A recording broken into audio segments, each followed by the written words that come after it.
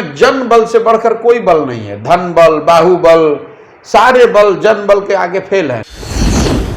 ये चुनावी रणनीतिकार जो है अब चुनावी समर में क्यों कूद रहे हैं? मैंने अपने दिमाग में या अपने किसी संवाद में अपने आप को चुनावी रणनीतिकार नहीं बताया है। जब मैं कोई लड़ाई या कोई भी काम लेता हूं तो उसको ईमानदारी से, जितनी शक्ति बुद्धि भगवान ने मुझे दी है, सबको झोंक के उसमें काम करूंगा। बिहार में जब आप आए हैं तो बिहार की परिस्थितियों से भी आप वाकिफ़ हैं, क्योंकि आप बिहार के रहने वाले हैं। लोग जो है बहुत सारे मुद्दों पर वोट करते हैं और कई बार धन बल और तमाम चीज़ों का भी लेखा जोखा उसमें रहता है। क्या आपको लगता है जो स्ट्रैटेजी एक जो है पढ़े लिखे लोगों के साथ जो बनाई जाती है वो सब चीज़ें वहाँ पे इम्प्लीमेंट हो पाएंगी? कोई नेता या दल अगर ये बता रहा है कि मैं आऊँगा और मैं ठीक कर दूंगा, तो दो ही बात हो सकती है।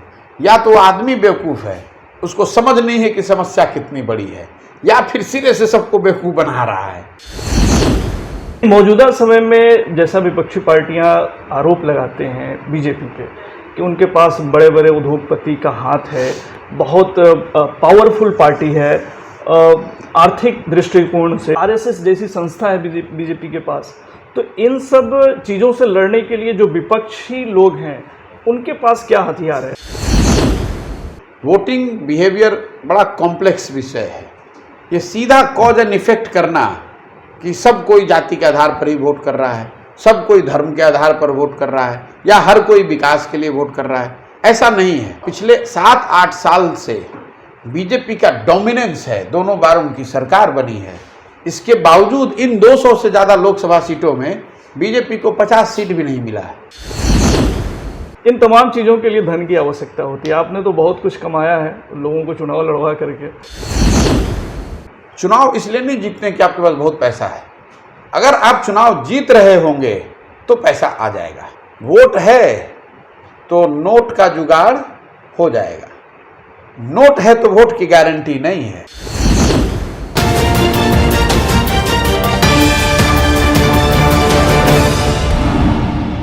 नमस्कार, आप देख रहे हैं एसटीवी न्यूज़। मैं हूं अंसारुल हक। पूरे देश की राजनीति की एक अलग दिशा तय करने वाले एक चेहरे इस वक्त एसटीवी न्यूज़ के साथ जुड़ने जा रहे हैं। नाम आपने सुना होगा या अंदाज़ा लगा लिया होगा, चुनावी रणनीतिकार प्रशांत किशोर सर। बहुत बहुत स्वागत है आपका एसटीवी न्यूज़ पर। Thank you. बहुत लंबी चौड़ी तारीफ़ है आपकी, लेकिन नाम ही काफ़ी है परिचय देने के लिए। ये चुनावी रणनीतिकार जो है अब चुनावी समर में क्यों कूद रहे हैं? सुना है कि आपने जन सुराज और कई तरह की चीज़ें ला रहे हैं। चुनावी रणनीतिकार का जहाँ तक सवाल है, तो मीडिया का दिया हुआ शब्द है जी। मैंने अपने दिमाग में या अपने किसी संवाद में अपने आप को चुनावी रणनीतिकार नहीं बताया है। 2011 से 2021 के बीच में जिन नेताओं ने या पार्टियों ने मेरे साथ मिलकर काम किया या मुझे उनके साथ मिलकर काम करने का अवसर मिला, मैं अपने आप को उनका राजनीतिक सहयोगी ही मानता हूं। उस कालखंड में जब हम लोग साथ में काम कर रहे थे, चुनावी रणनीतिकार, सलाहकार वगैरह ये तो मीडिया के शब्द हैं। 2 मई 2021 को बंगाल और तमिलनाडु के रिज़ल्ट आए और उस दिन मैंने पब्लिकली ये घोषणा करी है कि अब जीवन में ये काम आगे नहीं करेंगे। इसलिए नहीं कि उस काम को करने में कोई खराबी थी, उसी काम को करके मुझे इतना नाम मिला है, बल्कि इसलिए कि 10 साल वो काम करने के बाद ऐसा लगा कि उस क्षेत्र में जो कुछ भी किया जा सकता था मेरी समझ से, वो काम कर लिया। उसमें कोई बहुत चुनौतीपूर्ण कुछ बचा नहीं है जी। लोकसभा के चुनाव कराए, 10 से ज़्यादा राज्यों में चुनाव का हिस्सा रहे और भगवान की कृपा से थोड़ी बहुत सफलता भी मिली। अब जब बंगाल का चुनाव का रिजल्ट आया और तमिलनाडु, दोनों स्टेट में आपको विजय मिल गई, तो ऐसा लगा कि समाज की नज़र में आप उस विधा में शिखर पर हैं। तो मुझे लगा कि अब ये सही समय है इसको छोड़ने का और जीवन में कोई नई चुनौती स्वीकार करने का। फिर 1 साल इस उधेड़ बुन में रहे, सोचते रहे, सोचा विचारा, सारे विकल्पों को असेस किया कि क्या करना चाहिए, और सब सोचने विचारने के बाद ये तय किया है कि बिहार में वापस आएंगे। बिहार में वापस आकर एक नई राजनीतिक व्यवस्था बनाने का प्रयास करेंगे। सिर्फ दल बनाकर चुनाव लड़ने की बात नहीं है, दल बने लेकिन दल सही लोगों के साथ बने, एक सही सोच से बने, और जो लोग इस दल को बनाएं उनमें लोकतांत्रिक मूल्यों को लेकर, सामूहिक शक्ति और प्रयास को लेकर एक सहमति हो। दल प्रशांत किशोर का न हो, किसी एक व्यक्ति, परिवार या जाति का दल न हो। सही मायनों में बिहार के सब वो लोग जो बिहार में परिवर्तन चाहते हैं, एक बेहतर बिहार बनाना चाहते हैं, क्षमता कुछ रखते हैं और इस दिशा में कुछ योगदान करना चाहते हैं, वो सब मिलकर दल बनाएं जी। और इसी प्रयास में मैं लगा हुआ जी। प्रशांत जी, आप व्यवस्था बनाने की बात कर रहे हैं और आगे चल कर के आप पार्टी भी बनाएंगे, तो कहीं ना कहीं आपकी महत्वाकांक्षा जो है, जिनके लिए आप ये सब चीज़ें करते थे, अब आप जो है खुद उन चीज़ों को ग्रैब करना चाहते हैं। नहीं, देखिए, नहीं, इसमें फ़र्क है जी। मैं राजनीतिक व्यवस्था बनाने की बात कर रहा हूँ। कभी किसी दूसरे के लिए करता था, अब अपने लिए कर रहा हूँ, वो बात नहीं है। ये बिहार के लिए करना चाहता हूँ जी। क्योंकि बिहार में जो आज स्थिति है, बिहार देश का सबसे गरीब और पिछड़ा राज्य है। सबसे ज़्यादा अशिक्षित लोग देश के, सबसे ज़्यादा बेरोजगार लोग, सबसे ज़्यादा भूखमरी के शिकार लोग वो इसी राज्य में रहते हैं। मैं भी इसी राज्य से आता हूँ और बहुत साधारण पृष्ठभूमि से आता हूँ। सासाराम के रहने वाले हैं जी, सासाराम के रहने वाले, और मेरी पूरी शिक्षा दीक्षा सरकारी स्कूल में हुई है, यहीं से पढ़ के निकले हैं। जीवन में कभी सोचा नहीं था कि इस तरह का कुछ कर पाएंगे, तो अब आकर एक तरह से आप समझिए कि इस मिट्टी का कर्ज अदा कर रहे हैं कि मेरे अपने जीवन काल में कुछ ऐसा बनाए जिससे बिहार में आमूलचूल परिवर्तन हो, बिहार के लोगों की ज़िंदगी में बेहतरी आए, और उसको करने में 2 साल लग जाए, 5 साल लग जाए, जितना भी प्रयास करने की ज़रूरत है वो मैं करना चाहता हूँ। अगर मेरे जैसा व्यक्ति ये हिम्मत नहीं करेगा, एक नई राजनीतिक व्यवस्था बनाने का प्रयास नहीं करेगा, तो बिहार में किस युवा की, किस व्यक्ति की हिम्मत होगी। इसलिए मैंने ये ठाना है। कौन बनेगा कौन नहीं बनेगा ये महत्वपूर्ण नहीं है। दूसरी एक और बात आप समझिए, मेरी महत्वाकांक्षा इतनी छोटी नहीं है कि मैं बिहार में एक रीजनल पार्टी बनाकर चुनाव लड़ाने आया हूँ। वो तो काम बहुत आसानी से किया जा सकता है। किसी दल में जाऊँगा तो कोई ना कोई ले ही लेगा, बिहार में भी ले लेंगे लोग। वो प्रयास नहीं है। प्रयास ये है, क्योंकि 2015 में हम यहाँ आए थे, महागठबंधन का जो प्रयोग हुआ था उसमें मेरी भूमिका थी। उनके साथ हम लोगों को बड़ी राजनीतिक सफलता भी मिली। उसके साथ साथ 7 निश्चय का प्रोग्राम भी बनाया गया। लेकिन वो सब होने के बावजूद भी बिहार में जिस तरह का परिवर्तन होना चाहिए था, लोगों की ज़िंदगी जैसे बेहतर बननी चाहिए थी, वो हुआ नहीं। और ये सिर्फ बिहार के नज़रिए से नहीं है, मेरा अपना जो 10 साल का अनुभव है, सत्ता कई जगह बदलने में उसमें मेरा कंधा भी लगा होगा जी। लेकिन मैं ये दावे के साथ नहीं कह सकता हूं कि वहां व्यवस्था भी बदल गई। इसलिए ये नया प्रयास कर रहे हैं। मुझे इस बात का एहसास है कि ये कठिन है जी। लोग मुझे बता रहे हैं कि बड़ा कठिन है, लेकिन आप जो लोग भी मुझे थोड़ा बहुत भी जानते हैं उनको मालूम है कि ये कठिन है, इसीलिए हमको इसको करना है। कठिन है इसीलिए आप प्रशांत किशोर कर रहे हैं। इसमें किसी को कोई शंका की गुंजाइश नहीं है कि प्रशांत किशोर या पीके के नाम से आप जो पूरे देश में मशहूर हैं, लोग आपकी क्षमता को जानते हैं। ख़ास तौर से बंगाल चुनाव में जो आखिरी आपका था उसमें भी लोगों ने इन तमाम चीज़ों को देखा है। लेकिन प्रशांत किशोर जो मोदी जी से शुरुआत किए थे, आज कई सारे जो है आप राज्यों में सरकार बनाए या बिगाड़े, इसमें आपकी भूमिका रही है। लेकिन हम आपसे कुछ जानना चाहेंगे वो बेसिक चीज़ जो आज के संदर्भ में बहुत महत्वपूर्ण है। आज की तारीख़ में पूरे हिंदुस्तान में परिस्थितियाँ कुछ अलग हैं।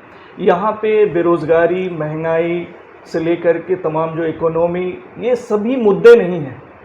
वोट पाने के लिए यहाँ पे दूसरे मुद्दे आते हैं सामने। नहीं, तो ऐसी व्यवस्था में आप कैसे जो है खुद को एस्टेब्लिश करें? नहीं, ये देखिए, ये बड़ा सिंप्लीफाइड एजम्पशन है आपका असेसमेंट जो है।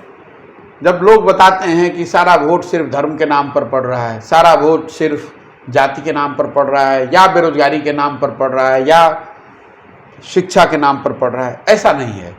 जो वोटिंग बिहेवियर है, जो मैं थोड़ी बहुत मेरी समझ है, ज़्यादा नहीं, लेकिन जो भी थोड़ा बहुत मैं समझता हूँ, वोटिंग बिहेवियर बड़ा कॉम्प्लेक्स विषय है। ये सीधा कॉज एंड इफेक्ट करना कि सब कोई जाति के आधार पर ही वोट कर रहा है, सब कोई धर्म के आधार पर वोट कर रहा है, या हर कोई विकास के लिए वोट कर रहा है, ऐसा नहीं है। कई विषय का इंटरप्ले है बिफोर पीपल डिसाइड कि हमें वोट किसको देना है। तो ये जो समाज में ये जो विभिन्न पहलू हैं, जाति है, धर्म है, विभाजनकारी शक्तियां हैं, सांप्रदायिक शक्तियां हैं, हर तरह के लोग हैं, विकास करने वाले लोग हैं, विकास के खिलाफ वाले लोग हैं, कोई लेफ्ट है, कोई राइट है, इन सब को समाहित करके ही आपको अपना प्रयास करना है, और प्रयास इस तरीके से करना है कि जनता का आप पर विश्वास हो, और जनता अगर विश्वास करेगी तो आपको सफलता मिलेगी। सीधे शब्दों में कुछ हम आपसे जानना चाहेंगे कि बीजेपी के सामने कोई भी विपक्षी पार्टी जो है टिक नहीं रही है।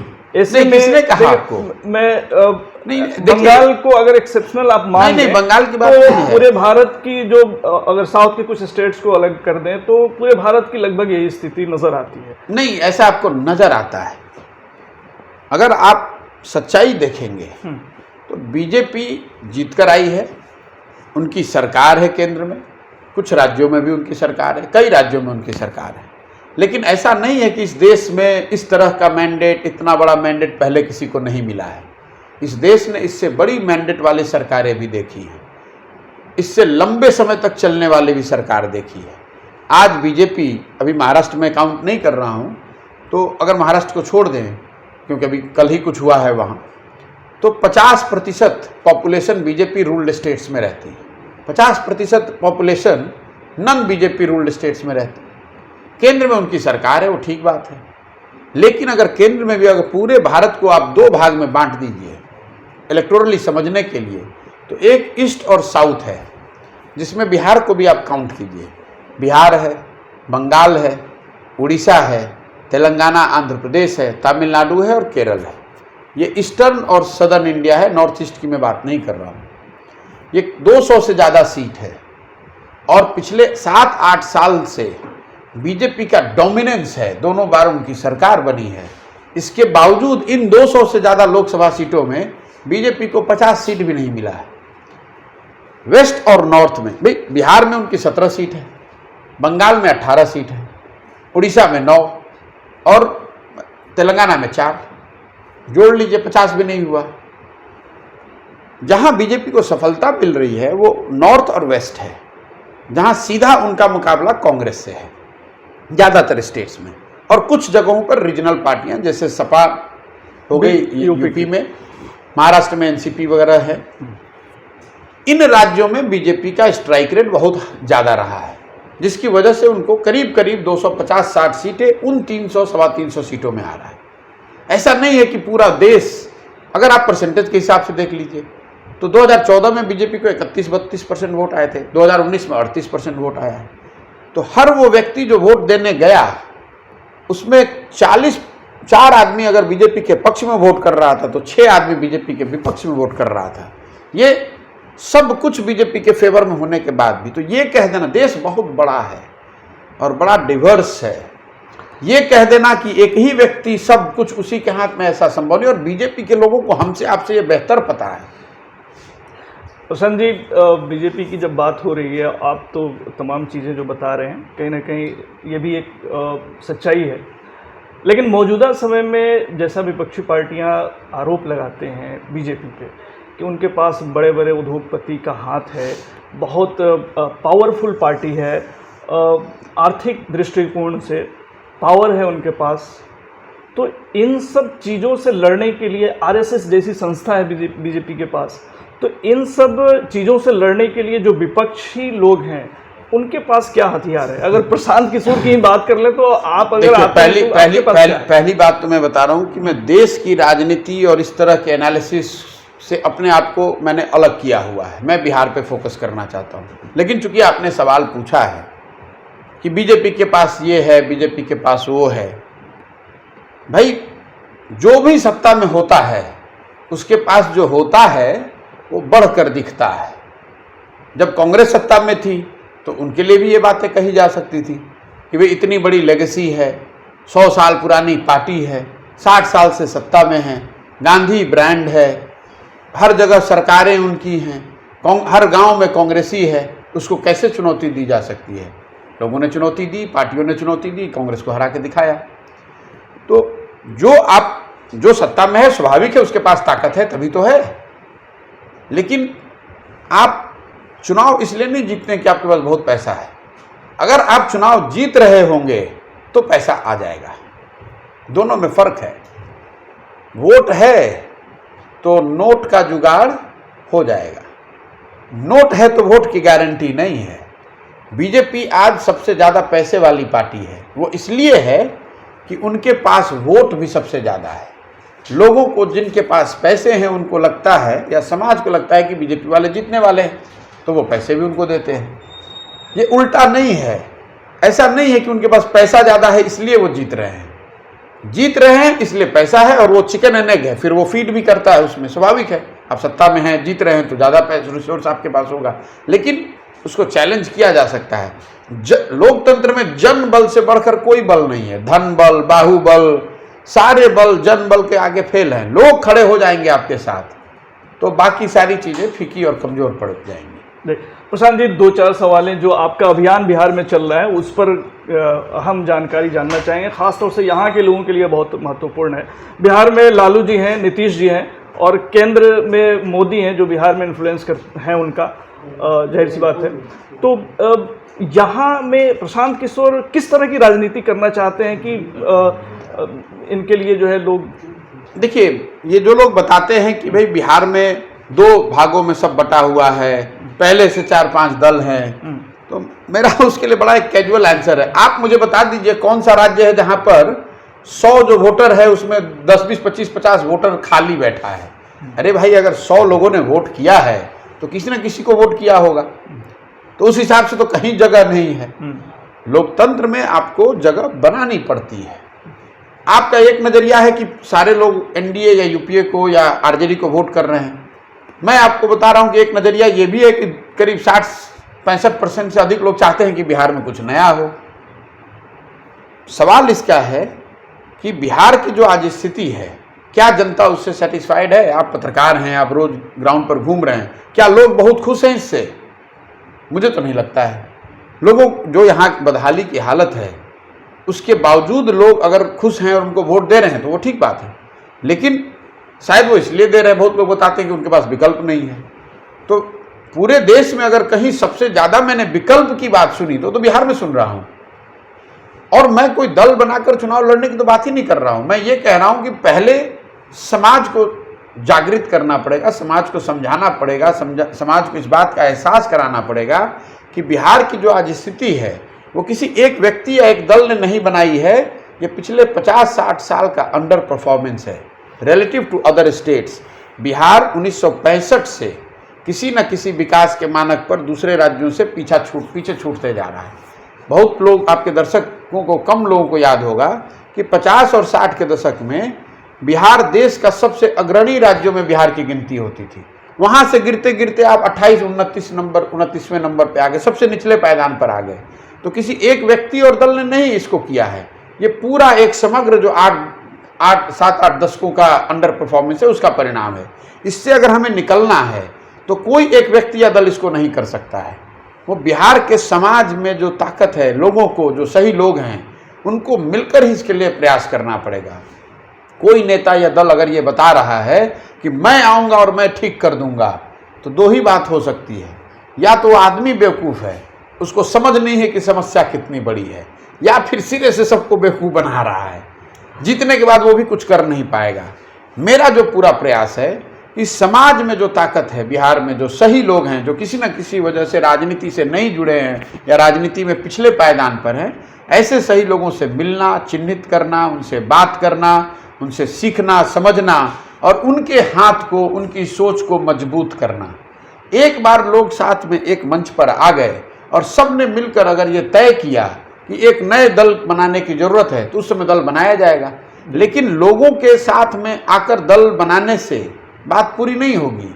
ये सही लोग होने चाहिए, उनका लोकतांत्रिक मूल्यों में भरोसा होना चाहिए। उनको मिलकर ये तय करना होगा कि भाई ये दल का संविधान क्या हो, दल की प्राथमिकता क्या हो, दल के पदाधिकारी कौन हो, दल में टिकटों के डिस्ट्रीब्यूशन का आधार क्या हो। वो प्रशांत किशोर का दल नहीं हो सकता है, सबका दल होगा, उसमें मैं भी एक शामिल हूँ। लेकिन किसी एक व्यक्ति कोई व्यक्ति एक प्रशांत किशोर आया, उसने दल बना दिया, खुद ही उसके अध्यक्ष बन गए और ये कह रहे हैं कि सब लोग शामिल हो जाइए, मैं आऊँगा सब ठीक कर दूंगा। वो मेरी सोच नहीं है। सोच ये है कि समाज में वो ताकत है, उन लोगों को चिन्हित किया जाए, उनको एक साथ लाया जाए, फिर बैठ के चर्चा किया जाए। अगर सब मिलकर कहते हैं कि राजनीतिक दल बनाना है, नया विकल्प बनाना है, तो बनाया जाएगा। इसके लिए प्रयास करना पड़ेगा, वही प्रयास करने निकले हैं। प्रशांत जी, एक दो आखिरी सवाल आपसे ये जानना चाहूँगा कि आप राजनीतिक दल बनाने की बात कर रहे हैं, बाद में अभी आप संगठन पे काम कर रहे हैं। नहीं, मैं समाज पे काम कर रहा हूँ। मैं संगठन क्या, मैंने तो कोई दल मंच बनाया नहीं, तो संगठन कैसे बनाएंगे। मैं सिर्फ ये कह रहा हूँ कि आने वाले कई महीनों तक, 1 साल 1.5 साल तक, मैं समाज में सबसे निचले स्तर पे, गांव में, पंचायत में, ब्लॉक में, शहरों में, गलियों में, मोहल्लों में जाकर लोगों से मिलना चाहता हूँ, उनसे समझना चाहता हूँ, उनसे संवाद करना चाहता हूँ, उनसे जानना चाहता हूँ कि कौन से ऐसे मुद्दे हैं जिनको समझने की ज़रूरत है, क्या सॉल्यूशन किया जा सकता है, उनके समाज में उनके नज़रिए से कौन सही लोग हैं, और सब उस जानकारी के एक साथ इकट्ठा हो जाने के बाद सब मिलकर तय करेंगे कि आगे का रास्ता क्या होगा। प्रशांत जी, एक आखिरी सवाल और हम आपसे जानना चाहेंगे। इन तमाम चीज़ों के लिए धन की आवश्यकता होती है। आपने तो बहुत कुछ कमाया है लोगों को चुनाव लड़वा करके, तो नहीं, देखिए, व्यक्तिगत तौर पे कमाया है नहीं कमाया है वो इशू नहीं है जी।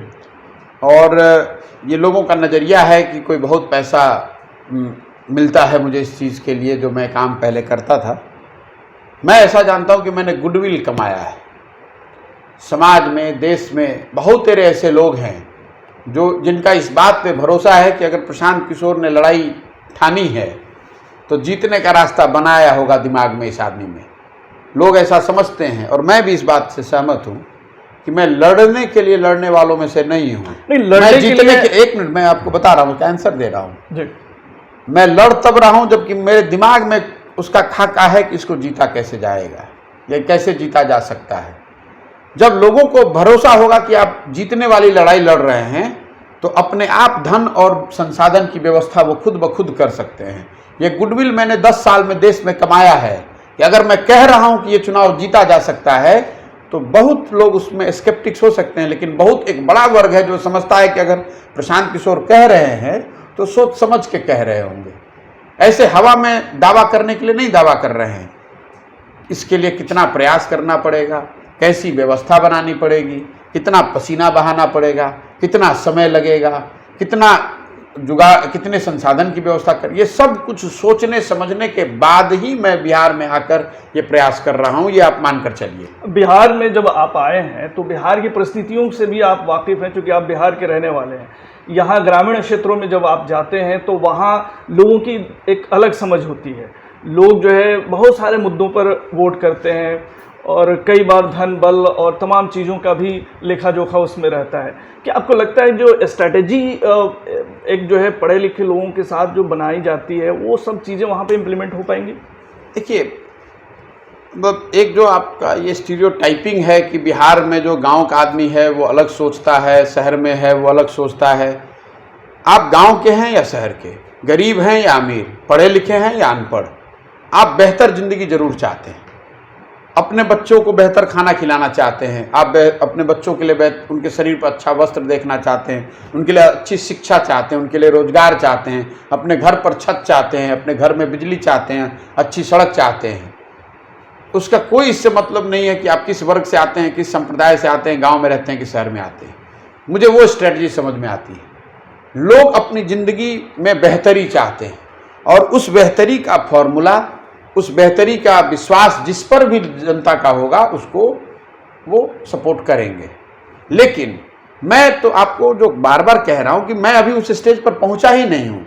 पहले तो मैं समाज में जाकर इसको समझना चाहता हूँ। मुझे समझने दीजिए, प्रयास करने दीजिए। मैं अपने हर बातचीत में ये बताता हूँ कि आप मेरी बात पर भरोसा मत कीजिए, मेरे कथनी पर नहीं, मेरे कथनी पर मत जाइए, मेरे करनी को देखिए।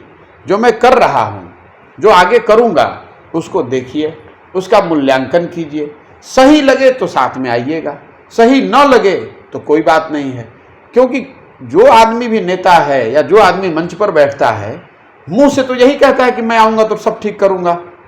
तो मैं जो कह रहा हूँ इस पर भरोसा मत कीजिए, जो मैं कर रहा हूँ या आने वाले महीनों में और सालों में करूँगा उसको देखिए, उसको एग्जामिन कीजिए, मूल्यांकन कीजिए, फिर अगर अच्छा लगे, सही लगे, विश्वास जमे तो साथ में आइए, और अगर न लगे तो कोई बात नहीं है। प्रशांत जी, आप काफ़ी मेहनत कर रहे हैं। आज मैंने आपकी टीम से बहुत सारी बातें जाननी चाहिए आपके बारे में, तो लगातार आपका लोगों से मिलना जुलना हो रहा है, लगातार कैंपेन आपका चल रहा है। आज भी आप यहाँ के पत्रकारों से गेट टुगेदर हो गए और अभी भी इतनी ऊर्जा से लबरेज नज़र आ रहे हैं। आखिरी कमेंट्स, इतनी ऊर्जा कहाँ से ला रहे हैं? नहीं, मैं इतनी ऊर्जा मेरे पास नहीं है।